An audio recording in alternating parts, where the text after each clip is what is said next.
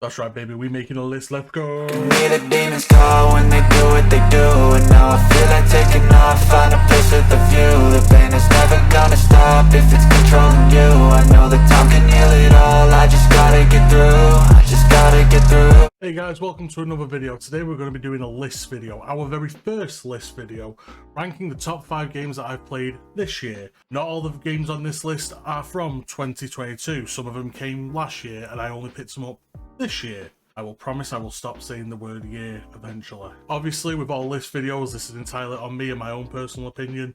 You may differ. If you've played a game I've never heard of or your list was different, please tell me in the comments section. I'd love to know. Just don't be an elitist. No one likes an arsehole. The way I'm going to format this is going to be good, bad, good for each game. That way it don't look like I'm giving it the old. Anyway guys, let's get on to number 5. Because of you, human, my kids will never get into the Nipple Academy! Halo Infinite saw the return of Chief into an amazing new adventure, but we ain't here to talk about that just yet. We're going to talk about the online. Oh my sweet Mary and Joseph, I loved the online for Halo Infinite. I know it wasn't everyone's cup of tea, but it was mine. The vehicles felt nice to me. The guns, oh, they felt so good. The big team battle and the tactical SWAT, yes. Not everyone liked this, and I know, but I had so many hours in Fiesta. It felt good to me. Also with it, Halo Infinite, the online for that game got me my most traction in Twitch that I have not had in a very long time. So from that reason alone, the multiplayer for Halo Infinite sticks with me. Usually if no one was online and I would jump into a game, it'd be something slow, something that I played for ages. But all them games went away when Halo Infinite came out. If I was alone, boom, load it up and just play for a good few hours. It was right, it was perfect. To me at least. If the multiplayer was carrying this game, it'd be a 5 out of 5 on my regards.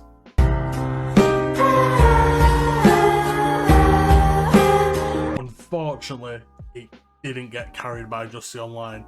When the campaign came out, originally I thought, oh, open world, as we all did, that was going to be decent, that could be fun. And it was fun for a little bit. But for me personally, it got to a point where I was just wanted to do the story mission. I wanted to get through, I wanted to see what the big conclusion was.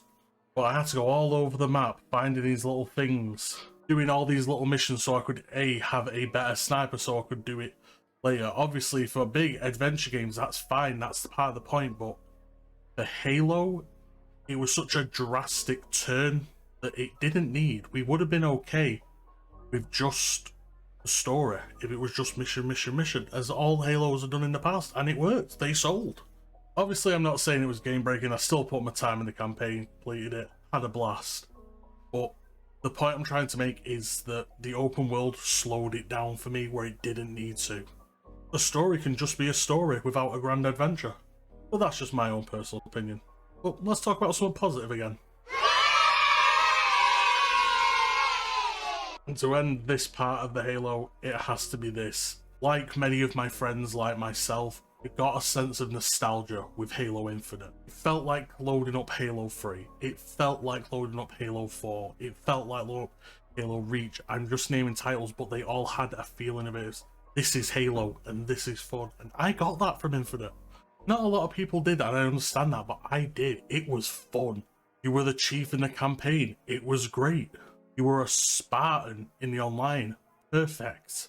It delivered everything it said on the box. It's a Halo, play Halo. Obviously the bad point removed. It was fun, and I still play it now and again. And I still get that feeling of nostalgia. Gilgamesha Kiengi, U Sharuru Kanaku. Number 4 is one I never expected to enjoy, especially me who likes shooty bang bangs. Civilization 6. This is only a recent one from about the end of November till now. The hours I have put into this with friends, just loading it up, playing, outstanding, second to none. The good point I'm going to make here is it gives me a feeling of when I do good and I get those buildings, I get those little workers doing everything I need, a dock's being built, I'm researching something, what, I'm 2 turns away from learning the musket, let's go. What's that? We're about to discover the nuclear bomb, my guy. It's great. High reward for playing. You sit there, you put in that time, amazing. You see your civilization, yours, grow from sticks and stones to literal world enders. So rewarding, high reward. I love that side of it.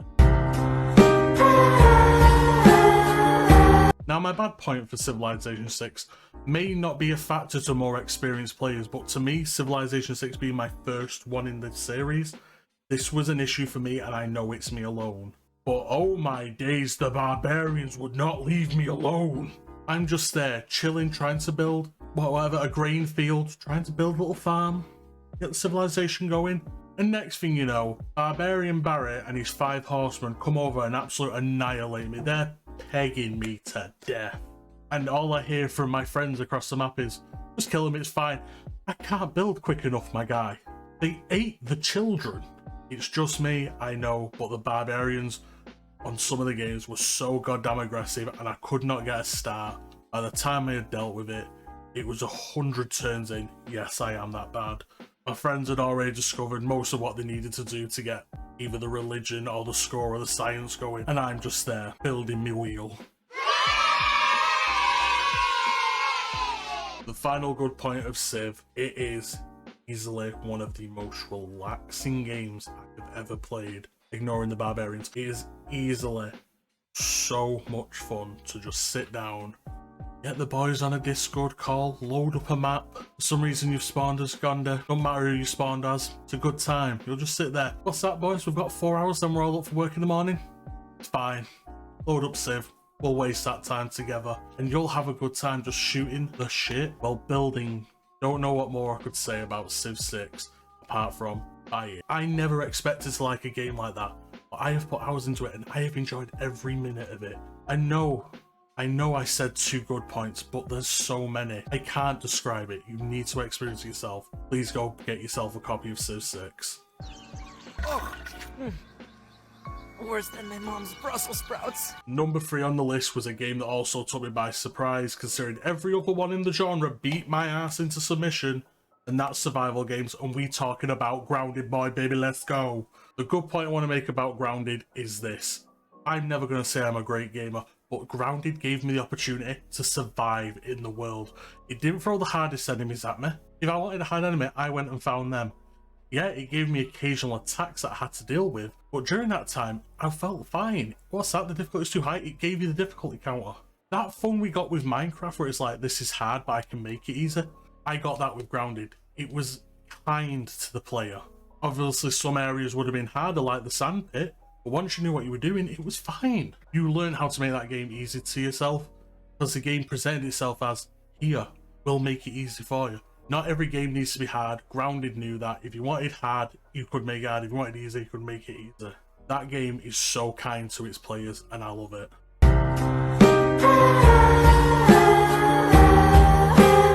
But it wasn't always kind 100% of the time. There were some areas where you would go, just walking, because what? There was just some nice little gnats here. Maybe an ant or 2 there, and that was fine. But then you'd see them. What's that coming over the hill? Is it a monster? No, it's a motherfucking wolf spider, and it's got the taste for man booty. And it would hunt you down, because it can do what it wants, it's built different. The point I'm making here is that some of the enemies were tough as anything. You could walk away from that's fine, but there was something behind that enemy that you needed, and until you went and killed everything else and got certain parts to make a shield or a sword that gave you health back, that enemy was a wall, and by Jesus, it's made of bricks and mortar. Speaking of that big old spider, my final good point for Grounded is this. The arachnid mode. Your boy hates spiders. They freak me out. They got little legs, they got little eyes, they scuttle about. I heard something about them being asthmatic, but that doesn't make them better. And then Grounded comes in with the greatest thing ever. They give you a goddamn arachnid mode. Oh, slap my titties. Slap my titties left and right. Boxing glove my titties. I need to stop talking about my titties. They turn them into marshmallows. And as someone that doesn't like spiders, that is the best thing ever. Because you know that marshmallow's a threat. But now I don't have to look at it going, It's just a blob, and I'm fine now. I played with a friend who's heavily arachnophobic, and he can play Grounded because they introduced that feature. God bless you, Grounded. God bless. Seasons don't fear the... Don't. Just don't. For anyone that follows me on Twitch, this is a surprise. My number 2 is Overwatch 2. The good point I'm going to make for this is a point that I've heard echoed all around the internet. It made you feel like you were playing Overwatch 1. Load up with the guys, or girls, or whatever, and just play Overwatch. It's been around for a very long time. We know what it is. It's Overwatch. 5-on-5, get together and just try and win those team fights. Try and get those objectives. Do whatever the game mode is. It's Overwatch. You know what it was, and you liked it. God damn it, you liked it.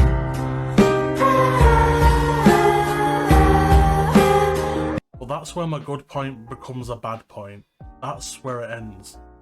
As much as Overwatch 2 is a lovely fresh coat of paint, that's all it was. It was a fresh coat of paint. At the end of the day, you were still playing Overwatch 1. Only difference is now you've lost a friend. Please give us 6v6 back. Maps were still pretty much the same. There were some new ones, but if you play it, you'll see what I mean. It was Overwatch 1 again. The lightning needed to strike twice. That's what they betted on. They thought sticking the number 2 at the end was going to save them. And by Jesus it did, baby, let's go. My good point, my ultimate good point about Overwatch 2, we all played Overwatch 1 back when it came out in whatever date it was. And we had our friend group then, and we had fun. This year came around and some of our friends stopped playing Overwatch, or we stopped talking to them, and we made new people that we play games with, and they never touched Overwatch. Overwatch 2 drops, free to play. Guess what? Overwatch is back and you're playing with friends. People that never got to experience Overwatch 1. It don't matter to them about the skins because they didn't care. We cared, but they don't care. So now we're playing Overwatch again. It's fun. Just play Overwatch. I know I sound like a fanboy, but Overwatch gives that level of team communication that not a lot of other games, in my opinion, give, where you need to attack as a team. New and old friends coming back to do that with you. There's nothing like it. It's a special rush all in itself. Just for that reason alone, that's why it's in my number 2. Because it brought me together with friends who I used to play with and new friends that I made as a unit, as a squad. Thank you, Overwatch 2. She is very gorgeous to me! A couple of honourable mentions for this because I played a lot of games. Some of them were fun, some of them have been staples in my life. Some I'll pick up now and again just to see the new update. And those honourable mentions are Rainbow Six Siege, Deep Rock Galactic, and Phasmophobia. Those 3 games have such a place in my heart. Again, if you follow me on the Twitch, you'll see that I play those games quite a bit. Those 3 games together make up parts of some of my best content that I've ever made, and they have a special place in my heart. Well, let's carry on with the list. Maybe we made it to number 1, and the number 1 spot goes to the boy, the unit, the absolute son of a bitch, Warhammer 40k Darktide is why. The hack and slash in that game makes me feel like I am the goddamn meat grinder and there is meat to grind. Pause, that sounds weird. Since that game's come out, I have been able to get home from my work, just load into a game and slaughter the heretics of Nurgle. As a huge 40k fan, this game I needed it so badly. The ability to go into the universe that I love, get into the meat of it, oh my fucking days, it was good. I personally played the Ogrin character, who is just this big Goliath looking dude, absolute sweetheart, and just beat the ever loving godness out of these enemies, and it scratched an itch like no other. The last time I got that level of feeling from a game, it was Vermintide. Fat Shark know what they're doing with the hack and slashes.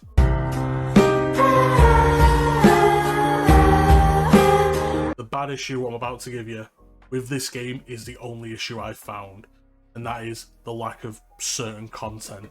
There could have been more guns, there could have been more stories honestly released, i.e. different missions, but the main thing that it comes down to is just the weapons in the game.